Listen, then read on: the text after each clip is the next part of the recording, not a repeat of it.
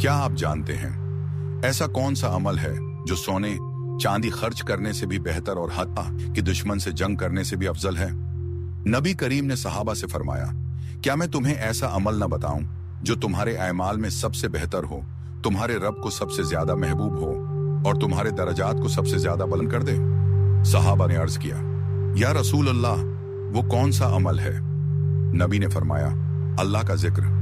हजरत मुआज बिन जबल रजी अल्लाह इना फरमाते हैं, कोई भी अमल अल्लाह के अजाब से नजात दिलाने में अल्लाह के जिक्र से बढ़कर मुअस्सर नहीं। न माल, न ताकत, न तलवार, बस जिक्र इलाही।